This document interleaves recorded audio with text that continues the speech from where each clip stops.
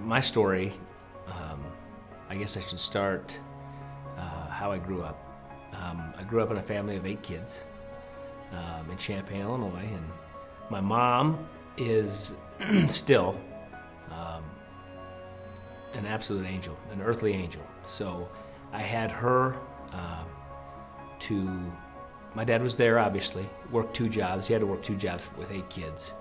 But it was my mom who was my influence in terms of how I watched her, get up at 5 a.m. every day, spend time with the Lord, make our lunches, get our clothes ready, comb my dad's hair, which is crazy.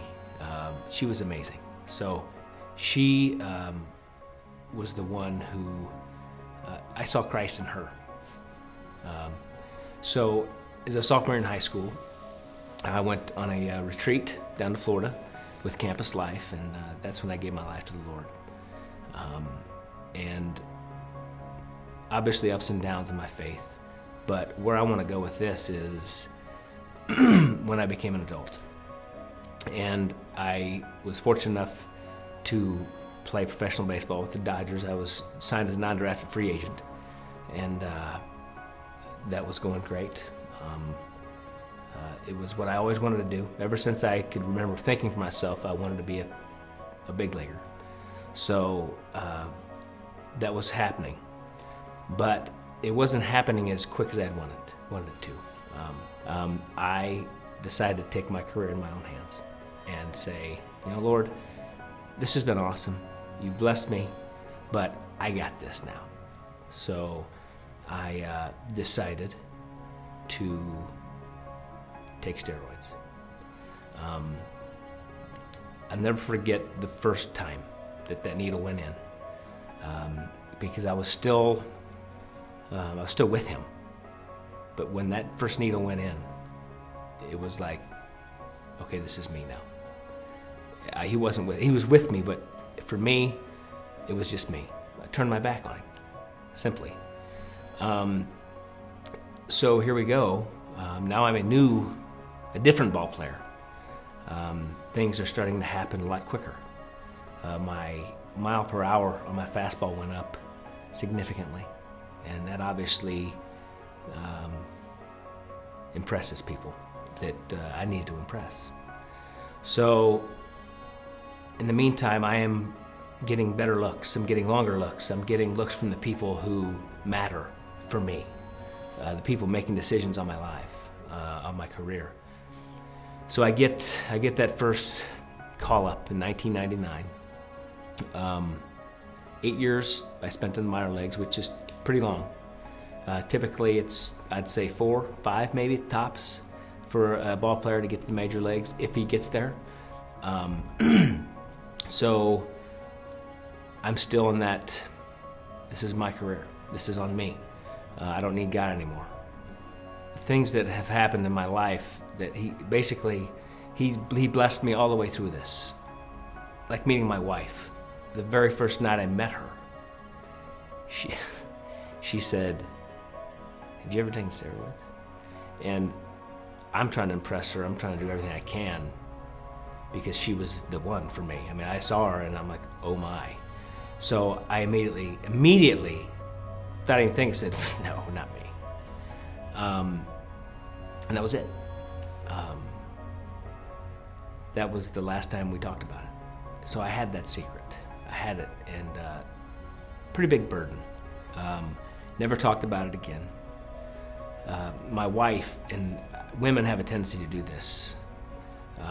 She, in her relationship with the Lord, kind of brought me back.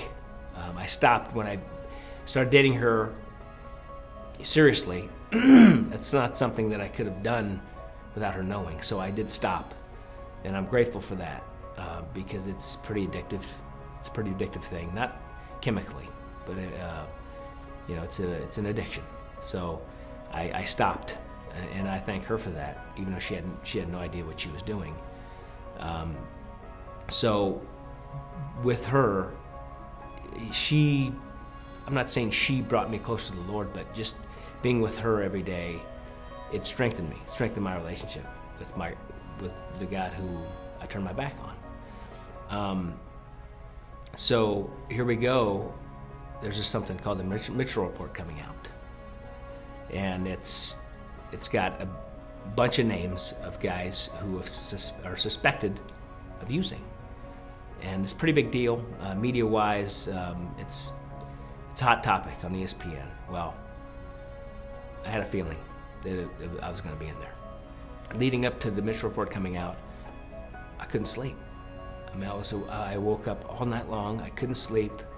It was just that secret I had. So I sit down with Jane, and I say, I got to tell you something. And she has no idea what's about to hit her. And I said, and she knows the Mitchell Report's coming out. And I still have never addressed it. We still have never talked about it. My wife, I'm sure, has even defended me, saying, no, not my husband. I would know. Well, she didn't. So that night, the night before, everything was broke into the media. I told her, and her reaction was interesting. It was silent for a couple seconds, and then it was, well, what else? If you've kept that from me, what else is there? And I was glad to say nothing. That's it. She obviously forgave me for not telling her, for keeping that secret. I had to call my family, tell them. Being in a small town, I had a brother that was even a baseball coach at our high school and a teacher there, and here they come, here the cameras come run down the halls to get his reaction on it. It was a mess. But like I said, he blessed me all the way through it. He gave me a fairly long big league career, 9 years in the major leagues, 19 total of professional baseball, and that's really all I wanted to do my whole life. Why did he bless me through all that? I don't know. I know he loves me, and I know that he wants what's best for me, and I guess allowing me to fulfill my dream obviously was in his plan. Here we are now. Now I can tell the story. I can tell the kids that I will be coaching now in the minor league ranks, my mistakes, the failures, not only from a pitching standpoint or a baseball standpoint, but the decisions I've made off the field, and I'm grateful for that. And I think, who knows what he has planned? Who knows? I don't want to say this is why, but I think he blessed me so I could tell the story, so I could glorify him in some way. And I know I wasn't glorifying him in any way by my decision to take steroids, but my prayer now is that I can.